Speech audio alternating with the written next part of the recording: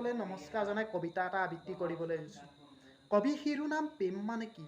আশ্ৰহীন প্ৰেমৰ মাথো লগৰী নিসংগ সময়, ভাহি ফুৰা আকাশৰ বিষাক্ত কালমেঘ, ধ্বংসপ্ৰাপ্ত মন মোৰ বিষাদগ্ৰস্ত, স্মৃতিৰ অজ্ঞাত প্ৰেমৰ উন্মেষ, দপ দপকৈ জুই জ্বলে প্ৰেম অগাধ শত্ৰু, কিয় বাৰু অন্ধ আৱেগৰ প্ৰৰোচনাত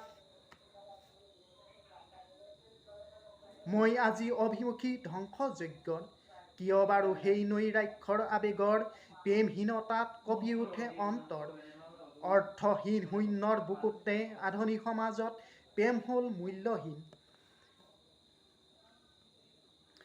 বিপৰীত লিংগৰ মঙলভিয়া হয়তো জীয়াই আছে প্ৰেম, দুবুদ্ধ ওঠৰ আকাশ কঁপনিত হয়তো আছে মনৰ মৰুত নিৰাশৰ আৱেগত, দুবাৰ অশান্ত ধুমুহাৰ সংকেতত, নহয় প্ৰেম আছে অবুজ বিষাদৰ অন্তৰত, সঁচাই প্ৰেম আছে এই সুন্দৰ দেশত, সেউজীৰ মাজত কলিজাৰ গোপন কোণত, বিনন্দীয়া ধৰাৰ প্ৰকৃতিৰ প্ৰেম আছে জানা প্ৰেম আছে, নহ'লে জানো অপূৰ্ব ধৰা হয় কবিৰ পৰশত প্ৰাণ পোৱা প্ৰেমৰ কবিতা, সুৰধ্বনি জুৰিৰ দৰে ইমান মোহনীয়া, তাজমহলৰ দৰে চিৰ সৌন্দৰ্য চিৰ যুগমীয়া। আবৃত্তিকাৰ পুলিন চেতিয়া, ধেমাজি পোৱা শইকীয়া। বন্ধুসকল, কবিতাটো কেনেকুৱা হৈছে কমেণ্ট কৰি জনাবচোন। যদি ভাল পালে লাইক কমেণ্ট আৰু ছাবস্ক্ৰাইব কৰিব।